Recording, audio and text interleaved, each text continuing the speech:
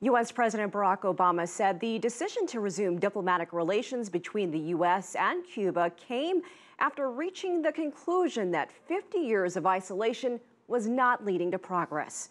Both he and Cuban President Raul Castro agreed that engagement between their nations would be more productive. Our next guest is an immigration attorney who represents many Latin American clients, among them Elian Gonzalez, who was mentioned in our earlier report. Jose Pertierra joins us to discuss what we're likely to see between the U.S. and Cuba in the coming months. Thank you so much for joining us. Thank you for inviting me. Well, Cuba reopened its embassy in Washington in July. The United States will officially open its embassy in Havana in August. So what does this signify, and what can we expect to see next? Well, the opening of the embassies, in a sense, is a great symbol. There's nothing substantive other than the great symbol, but it is a symbol of what's going to happen in the coming months and years between the two nations. There is a normalization of diplomatic relations, but relations are still not normal between the two countries because the United States still has in place a blockade against Cuba. The United States continues to prohibit U.S. citizens from traveling to Cuba as tourists, and the U.S. continues to maintain a military base on Cuban territory. So there are many important issues that need to be resolved, but this is the beginning of a new chapter. Instead of trenches on both sides of the Florida Straits, we now see the construction of a big bridge. And it depends on how we cross that bridge from the United States to Cuba and from Cuba to the United States to see how rapidly relations can truly improve between the two countries. Well, you mentioned the blockade, also known as the trade embargo. It is a major issue. There are a lot of people in the United States that are against lifting that. So what will it take to get there? And how soon do you think we could see that embargo lifted, if at all? Well, the majority of the people of the United States, according to the latest polls, particularly the Pew poll that just came out a few days ago, the majority supports the lifting of the blockade. It is certain Congress people that, particularly in South Florida, that are opposed to it. But increasingly, congressmen and senators are realizing that foreign policy of the United States is not made in Miami, it's made in Washington. And it is in the interest of the United States, for the sake of its relations with other Latin American countries, that the United States not continue to strangle the Cuban economy, but instead, through this bridge that has now been built, engage with Cuba in commerce. It is in the interest of American businessmen. You see now American businessmen flocking to Cuba to try to be the first in line to engage Cuba in business. I think that the first thing that's going to poke a hole in this blockade is legislation that would permit Americans to travel to Cuba as tourists. Right now, they have to go through people-to-people exchanges and a number of things that make it prohibitively expensive because they have to go in groups and pay an agency in the United States to arrange the group tour. And Americans would just like to go and hang out and see for themselves without being led around in a group. And they're saying it's our right as American citizens to be able to go. There's legislation now pending in Congress that would permit that. I don't know how quickly that will happen. I don't know if in this legislative session or the next, but it's the way of the future. It's going to happen. Secretary of State Kerry will be traveling to Cuba in August for the raising of the American flag at the embassy.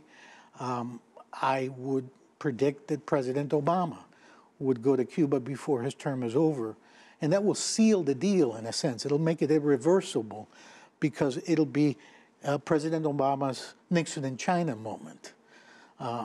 And this and other symbols and other things that are happening with the movement in the United States towards a normal relation with its neighbor, I think is going to ultimately destroy the blockade. President Obama's already poked a bunch of holes in that blockade on December 17 when he announced a number of decisions through presidential authority that would allow licensing of internet and a number of other things.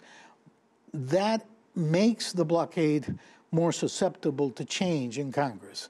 But it's not enough. It has to be changed ultimately in Congress. But the U.S. president only has about a year left before he leaves office.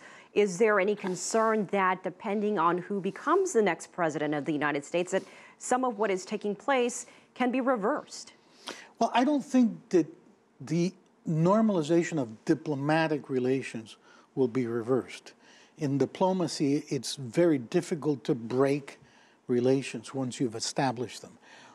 There's concern that if a Republican, particularly a right-wing Republican or perhaps a lunatic Republican such as Donald Trump, if they were elected president, you would see a halting of the move towards complete normalization. But if somebody like Donald Trump's elected president, the entire Latin America and probably the entire world would be worried. Let's look at some of the benefits of this bridge, as you call it. Some of the sectors where we could start seeing more improvement, movement. You said business. There's also tourism, telecommunications, the medical field. What do you think we'll start to see right away? Well, Cuba has been very good about producing medical technology. They have now a drug that treats diabetes, that there are many people in the United States, patients, who would like this drug. They're calling it the miracle drug in diabetes. And it's a question of getting a license to be able to do clinical trials in the United States and ultimately to sell it in this country. It takes a license from the Department of Treasury to be able to do that. I think the license is forthcoming, but that is the kind of thing that is going to create momentum for normalization of trade, because trade, by definition, is not just the U.S. sends wheat to Cuba. It's also Cuba selling things here. And Cuba has more to offer than simply cigars. So you're going to see Cuba selling things that are needed in this country. Cuba has a hepatitis B vaccine. There's a number of things that can be sold in the United States and will be sold in the United States. And lastly, on that note, talk about the significance of this all happening with Raul Castro as president of Cuba. He and before him, his brother Fidel Castro have been at the top of that island nation for decades. They've seen many U.S. leaders come and go in their time. And now that this is finally happening, how significant is this for the Castros? Well, I think it's very significant that Fidel Castro lived to see this day, because normalization occurred without any concessions from Cuba to the United States. Cuba has always taken a position, I think rightly so, that the blockade was imposed unilaterally by the United States, and it was up to the United States to unilaterally move to dismantle it. Cuba does not need to negotiate something like that. There's going to be issues in the coming years about compensation for properties nationalized in Cuba after the triumph of the revolution, American properties. Cuba has already negotiated that with virtually all of the other countries whose properties were nationalized, and I'm sure it's prepared to do the same with the United States. But the United States has to recognize that there must be compensation paid to Cuba also for this illegal blockade that was imposed all these years on Cuba, and also for the fact that a good part of its territory in Guantanamo has been occupied by the United States, and not, as the lease said, as a naval base, but as a prison where prisoners were tortured. So that also needs to be taken into account when they talk about compensation. But I think you're going to be seeing a lot of debate on this issue of compensation in the coming years.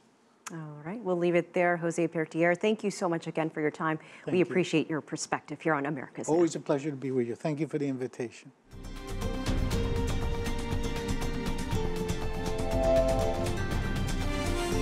America's Now